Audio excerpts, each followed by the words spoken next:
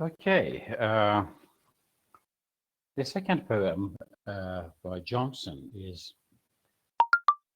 a very interesting one, not because of its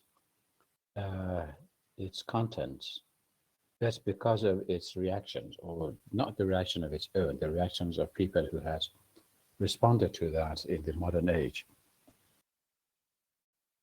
So, this poem is considered a dark side of the poetry of Ben Jonson, because some people, mostly the feminist activists and theorists, believe that it is the true mentality of Johnson against women and how he had humiliated women in this poem. But I don't believe that it is a kind of humiliation. If we want to probe into the depth of the poem and to understand it well, we need to return back, I mean, in a neo-historicist way, to the life and period of Ben Jonson. That was again, that was still the period of Renaissance, actually, the late Renaissance or the high Renaissance, that culminated in the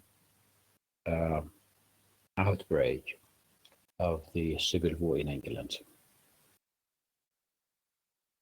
So let's go and read it.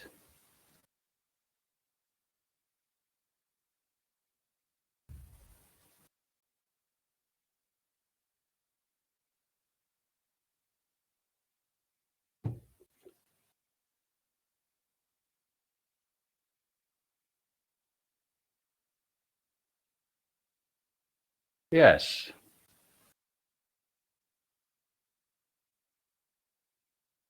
It is a short poem, but it is a solid evidence for the importance of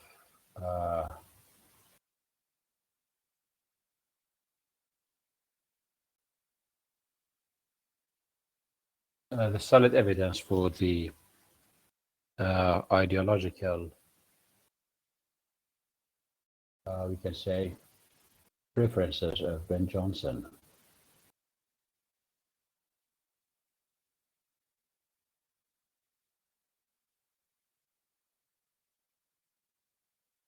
Okay, so let's read it. That women are but men's shadows. Follow a shadow, it still flies you. Seem to fly it, it will pursue you. So court a mistress, she denies you. Let her alone, she will court you. Say, are not women truly then styled but shadows of us men? So this is a very substantial recognition of the way that people could think about women. However, it may be germane to a sort of gender policy that England at that time was practicing in order to privilege men over women. But I don't think it is the study of privilege that may help us understand the poem well. So what is your idea about this part of the poem, the first stanza? Sir, I guess he's rather angry here, you know? Look at the third part. So courts a mistress, she denies you. Let her alone, she will court you. I think he's kind of, he has been denied by some women. And here in this poem, he's trying to show his anger. Like, if you subside a woman and overlook somebody, she's going to just come back begging for you. And if you pay attention to her, she's going to deny you. So the more you show attention, the less she cares about you. And because of that, if you just ignore her, she's going to get back to you, and she respects you. Or well, actually, I don't think it is the matter of rage. So historically, of course, it has been studied and discussed in that way for a long time. Maybe this is, I think, something that could be, traceable to the end of the history. I mean, the beginning of the history to the end of it. So, however, this is a kind of microcosmic, macrocosmic perception of women and the traits that they sustain in order to make men, well, either miserable or just, affluent. So that is, I think, something universal that has been prioritized by Johnson and has been customized by him in order to substantiate a particular case, maybe his own case. But well, I don't know. Is it true about women that if you care about them, they flee, and if you don't care about them, they come to you back? I think it is true about all women in the world, isn't it? I don't think it is. No, I just said it's kind of pretty offensive, Because when I was reading this, as you said, it's at the beginning of the class, it's pretty anti-feministic poem. And it's really, I mean, the whole time I was reading it, I was just angry. Well, actually, I don't believe that women are the shadows of men. This is a kind of offensive, I think, yes. Yeah. But psychologically and personally, this is my experience, maybe many experiences I have had, unfortunately, that yes, women don't take you serious if you take them serious, and vice versa. Well, it's been said, and since it's been written during that era, well, women were actually, they were always being degraded, and But this is a good evidence to show that women have not changed since that time. It was written 400 years ago. No, I'm not women have saying not changed like for that. 400 years. No, actually, I'm saying that this is a wrong evidence. It's not the truth. It's just. And the condition is worse, I think, now. If you consider, if you take women serious, they don't take you serious. No, seriously, it's not. They do not take you ever serious. So they just take something else serious, just like, I don't know, money or other maybe. Honest, no. No, I'm just kidding. I'm just getting to change the atmosphere of the class. Right. Yeah, but that is the point, that how he had perceptualized or conceptualized, we can say, women in the context of his period, that how the priority of everything had been given to men in order to present a discourse like this, that women are just shadows, it's downgrading them to the shadow of something that's real. So shadow is not real, but the thing that creates a shadow, just like the body of man, is always real. And this is, I mean, we can offer a very good, maybe, structuralist reading of the poem, that how the binary opposition of man, woman, and shadow and real could demonstrate the ideological perception of the conditions of societies in England in that time, that how women could be considered as minorities and men could be considered as center, or the axis of all social relations.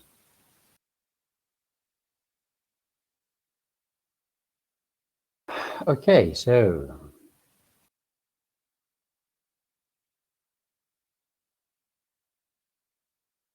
that's the idea of shadow is very funny here, that you never catch the shadow because shadow is always opposite you. If you are in the afternoon, the shadow is longer than you. In the morning, the shadow is shorter than you. So you can never have a real size of shadow. Even the shadow itself cannot turn into something concrete at all. And this lack of concretization is the problem that that posits, I think, the polemic point of the poem.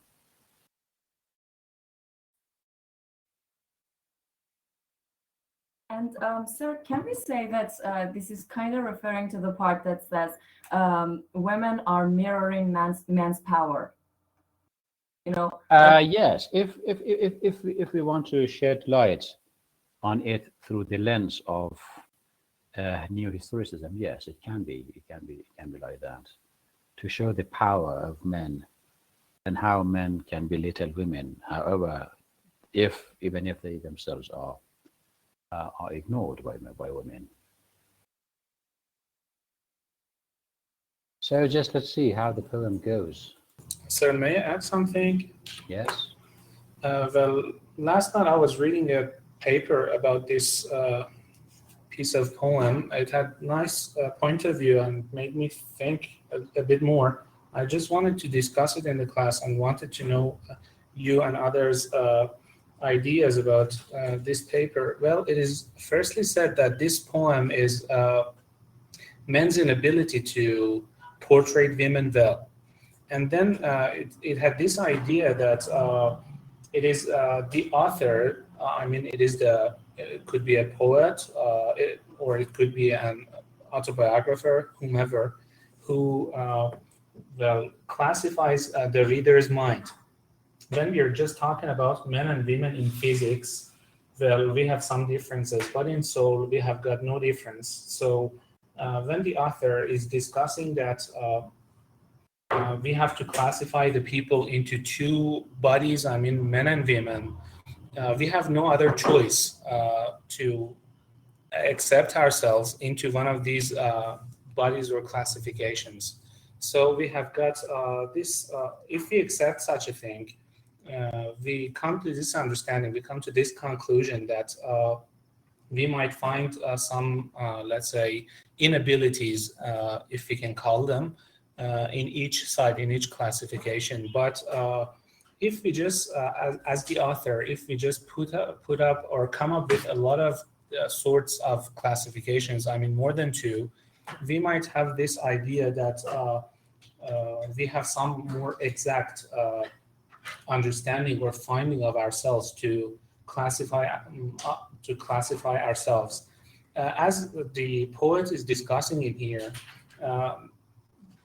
putting aside the poet's own idea that women are weaker in parts of life or stronger than men, I myself find this piece of writing a misunderstanding of the poem's attitude of these two gender, if we can call it, because we might find out that the soul is the same, the abilities of the inner side could be the same. So I just wanted to know your idea and the others about this point of view, that whether we can accept this piece of writing as men's inability to portray women as a creature well or not. Second, if we can accept this point of view that we can have more than two classifications, putting gender as the top classification of for the people of the society. Well, of course, it may be a sense of interpretative, recognition of the poem. Well, the idea that you mentioned could be something valid in a way that we do not historicize the poem, we do not contextualize the poem, because the gender matters did not exist in the time of Johnson in the way that we are experiencing in the modern age now. So it is quite unlikely that Johnson tried or even required to classify people based on the third possibility that could be neither this nor that, but the last one or the third one. In this sense, however, our interpretation could lead us to a new reading of the poem that is based on the differences between genders, and how a man could see a woman, however, the woman cannot be voiced in order to say what they think about men. So this is, I think, one way street that the author of that article had taken. Well, I don't say it is not valid. I say it may need more evidence for that how a third qualification can be assigned to human being, irrespective of their gender. That is the case in my opinion. I don't know, but he might mean that, by the third type, he might mean the equality of these two genders. So not considering considering the physical Well, yes, the differences. qualities, if we consider the qualities as the basis for this argument, yes, we can say that men try to catch women, and women try to fly or flee, as he says. And the vice versa condition happens. Women try to catch men while men could be tired of following them. However, Thank you, this sir. is not the whole thing that we can derive from the poem. The poem may have another latent meaning inside of it. And that is, I think you may want to read the poem in light of maybe other capabilities of men or women that may not categorize them as male and female, woman and men, or maybe we can say maybe lover and beloved, mistress and lover, and so on. So, but what kind of quality is it? We don't know.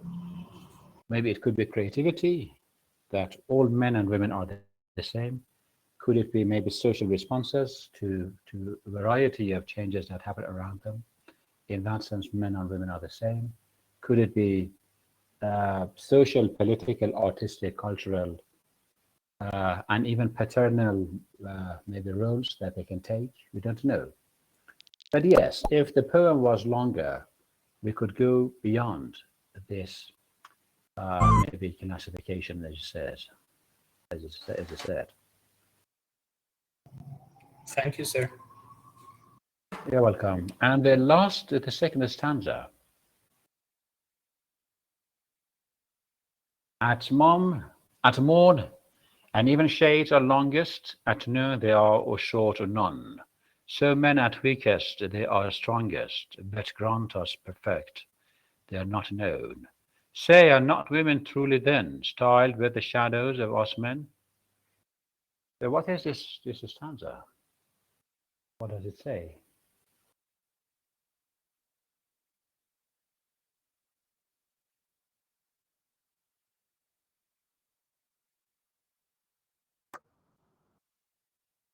Well, sir, as you said it yourself, he's just talking about this part that women are not as strong as men, and they cannot be taken as serious as men.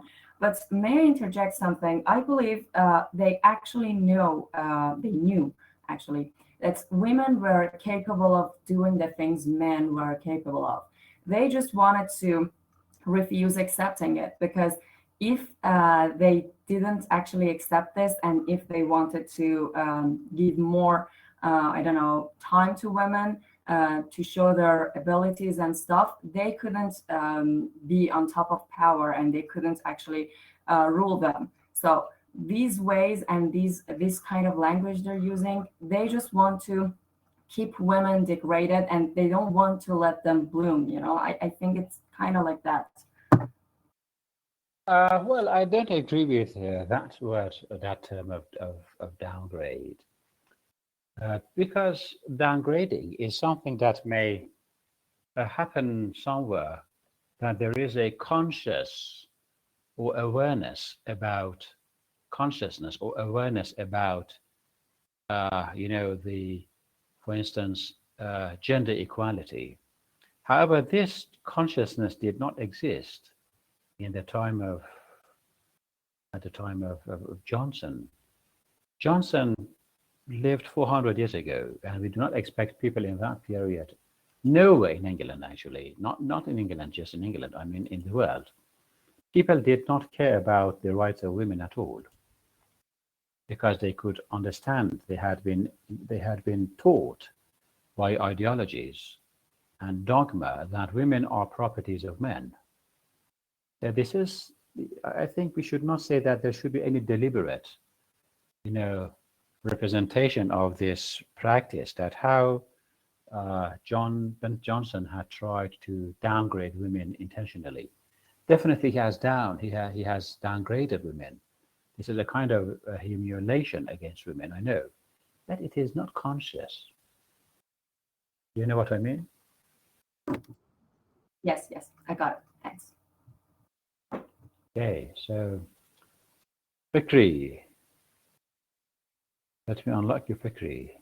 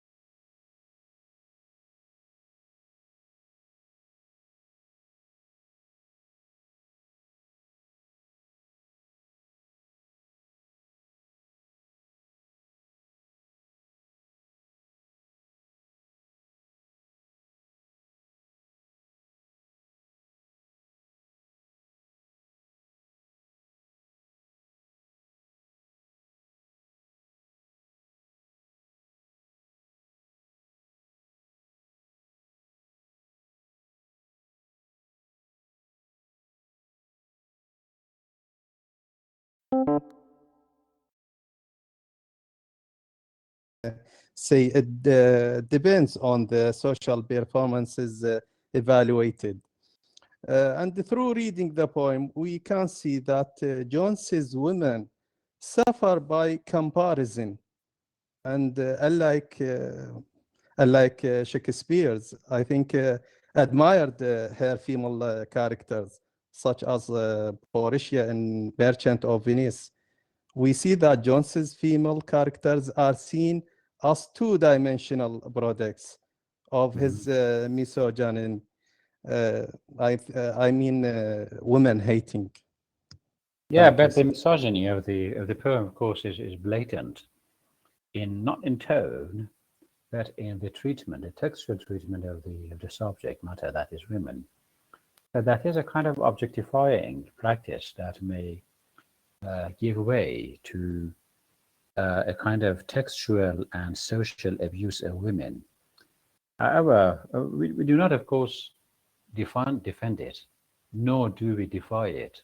So, because if you want to know what kind of derivative hermeneutic understanding of the poem can be our achievement, we should happily say that it is a poem that does not go beyond its maybe direct referentiality to women as the shadows of men. And of course, we should be happy that Johnson has not gone beyond it. Otherwise, he could say something worse that may not deserve women well. Yeah.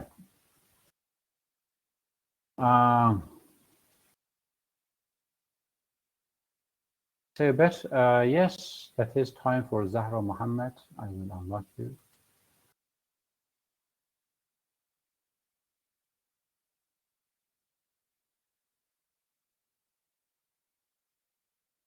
So try to talk about the second stanza, because this is the last part of our class today.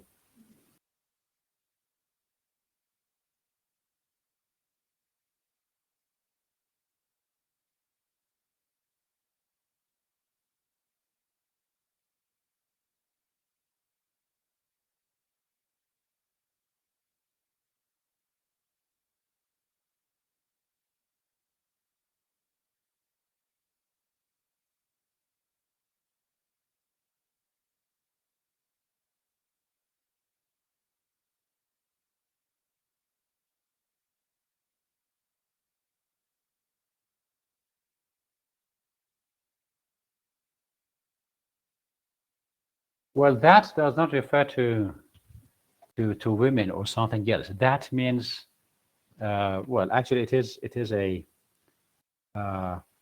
a complementary word in the beginning of the title. It means what I want to say is that. Well, that here means the shortened form of this.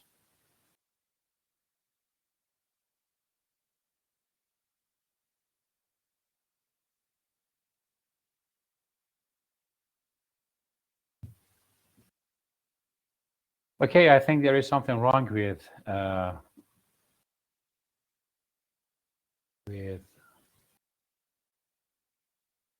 Zahra Muhammad. She is not able to talk, maybe. Well, I have unlocked you. This is the second time I'm unlocking you.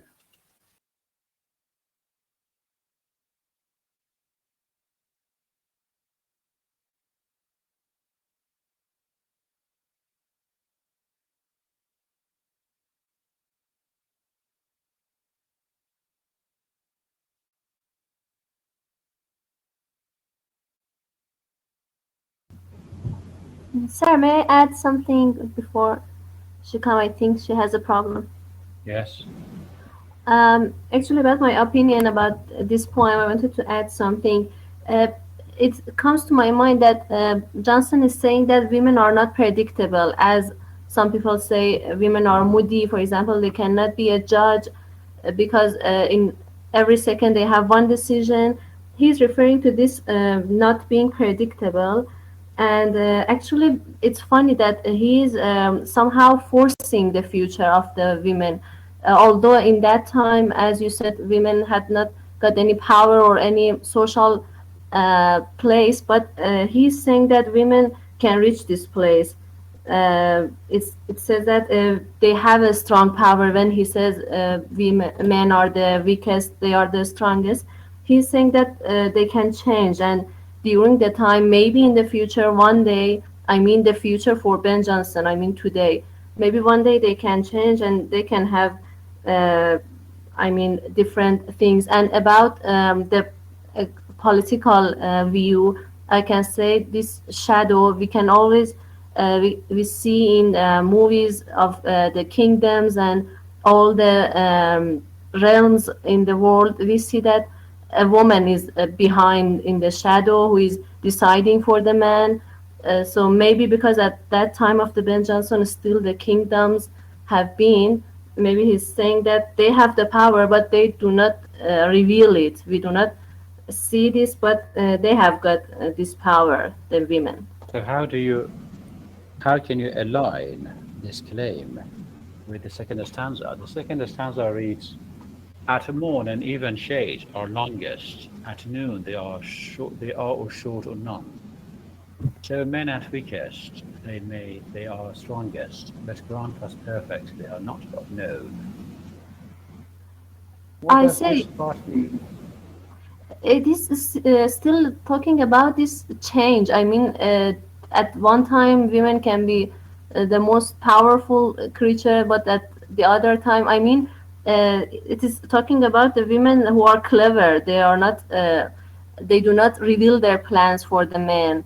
And maybe at some time you think that, oh, poor women, and then at the other time they become strong and they just overshadow, they become longer than you, maybe at their power and at their height.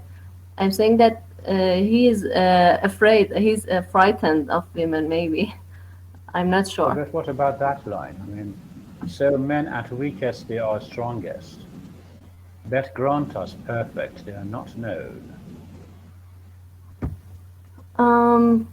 About the weakest and strongest, um, you mean that he's saying that men are more powerful here? It can be referred to many things. I think it's just my subjective reaction, but maybe he meant it is something that I want to infer from the poem. Sir, may I ask a question? Let's say Yes, please. when it is talking about some men at weakest and their strongest, well, I believe it is just discussing, I mean, talking about the desires, sexual desires, in my opinion, because the only thing might refer to the poet's idea and mind might be this. Am I right? Well, I think it requires more elaboration to know what kind of sexuality are you talking about. So at morn and even shades are longest. At noon they are or short or none. So it is about the physical, form of shadows that in the morning and in evenings, shadows are longer, but it is in noon or at noon that shadow of human being is very, very short. So what does it refer to women? How does it complete that imaginative configuration of women in the day life?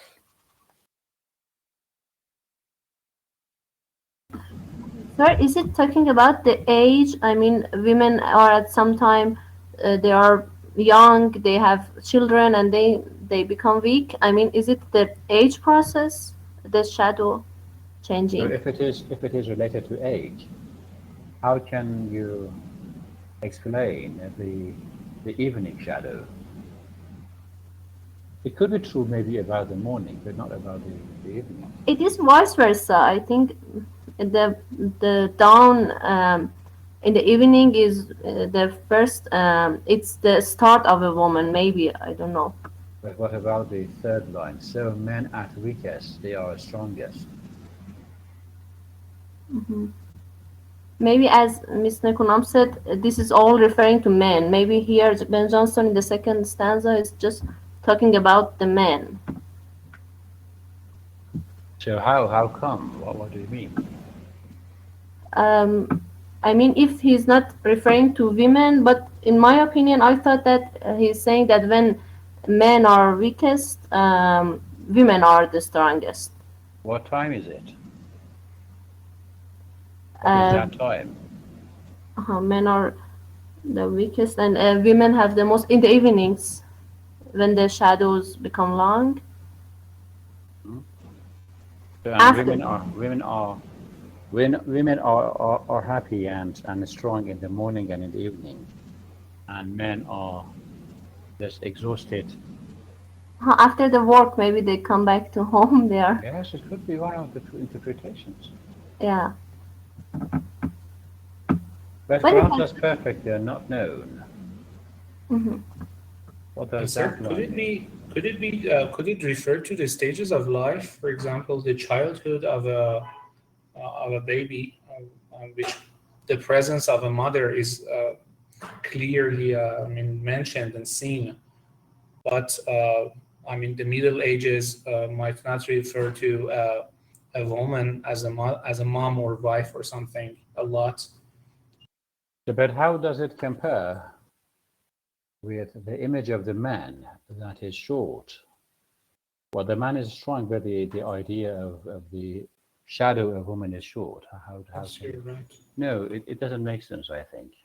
Yes, you're right. Sir, maybe it, as I said about the job, maybe it refers, I don't know at that time of the Ben Jonson it was true or not, but when, for example, women come to home from battling the outside, I don't mean the fight, they just had some problems with the outer world, but women were usually at that time at home, they were housewives. And when they were at home, they were strong, they had enough sleep, and then they come the men come to home, and so this is the time for women to talk, to nag, to tell everything, but they are the strongest, but the women are the men are the weakest. You accept that women all the time nagging, right? Most of the time, yeah, I agree.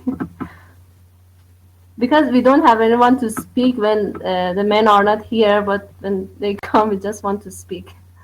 Yeah.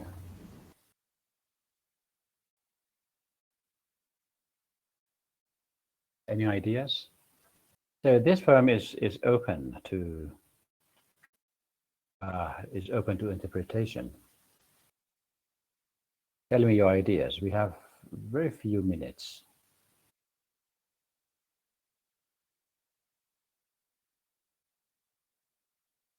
Sir, I guess like the first parts at morn and even shades are the longest. At noon they are short or none. I guess it refers to women that when they're working, as you guys were saying it yourselves, when they're working, they become really exhausted and then they have no power, no energy. But men, even after work or even at their weakest points, they're still strong. That is what I get from this. Am I right or I'm misunderstanding Will you something? repeat it? Sure. I said the first parts are talking about women, and it says that after work or I don't know, struggling, house chores and everything, they have no energy and they become weak. And in comparison with men who have more work to do and I don't know, harder work to do, men are still strong even when they're weak. Like women cannot save that energy. Women cannot have that energy, and they are not terrible to men. Men are still stronger than women, even if they are weak and they're exhausted. Mm-hmm. I mean, this is what I get. Yeah, just think about this is another misogynistic, we can say, conception of women by Johnson. So just read the poem from the second stanza. At morn and evening shades are longest, at noon they are or short or none. So here short and none is incomparable, actually, contrast with the shades that are long in the morning or in the evening. But the thing is that Johnson does not want to give any privilege to women as the power that they can take in the course of the day, even for a short time. And he says that at noon, They are or short or none. So we do not see them at noon at all. So here the word noon is not important to us at all. It shows a part of the day that is maybe part of the imaginative construction of the story that is behind the poem. But the reality is that the poet does not want to give any privilege to women, because he says that even if they are quite weak, I mean men, if men are even in the weakest position, they are still stronger than women. This is the same thing that the poet wants to say. But grant us perfect, they are not known. So this is actually a kind of contrast with the previous sentence. That means grant us perfect. The word but makes that contrast there to demonstrate how this condition is not going ever be maybe inverted into something better in favor of women. So that is a kind of holistic image that the poet offers to show us how women can never be stronger than men. This is why in the beginning of my speech I told you that this is by feminist activists and critics considered as a misogynist. But I don't think it is misogynist poem. It is a poem of its own. It has its own ideologies. It has its own mentality, and it reveals the mindset not of Ben Jonson, but as the period prevailing maybe concerns.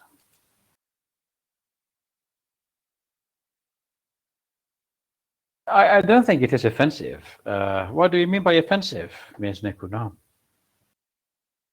As I said, I believe this is kind of spreading the idea. I mean, they had the idea of women. They had the idea, but you should historicize the matter. This is very important to you, that you should not take bias against an idea that was common 400 years ago.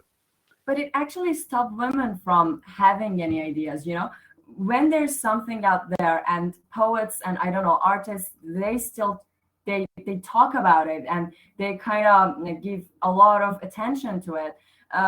Even if somebody wanted to, I don't know, do something different, or even if they wanted to have a movement or something, they have been they have been subsided, I think I can say. They didn't have this power to say anything. And with all these poems, with all these ideas around them, they didn't dare to say anything. And this is actually motivating. Yeah, but you should be also conscious of the historical developments that happened in the West. So don't forget that women could not vote until 1920s in England or in Europe in general. So we cannot say that it was a kind of dogmatic prevention of women from their developments or maybe progress in societies.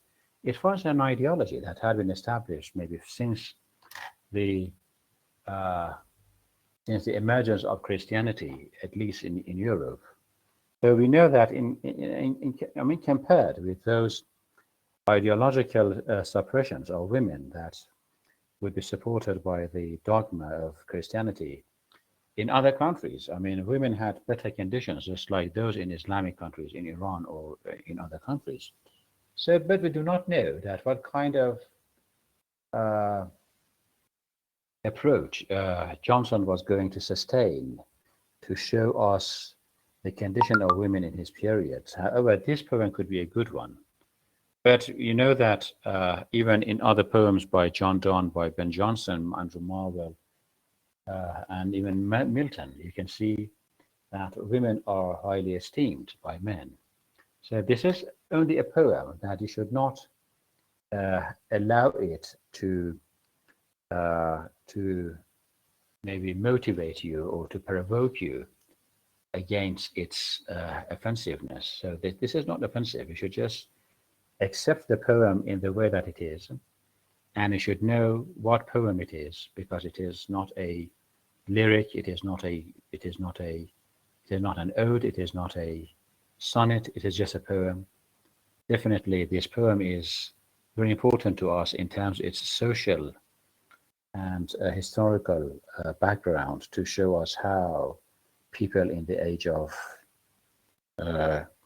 Johnson would think about their lives. Okay, this is the end of our session, and I should see you next week. For those who have drama with me today, I should announce here that we have no class in the afternoon today after this class. Have a nice day.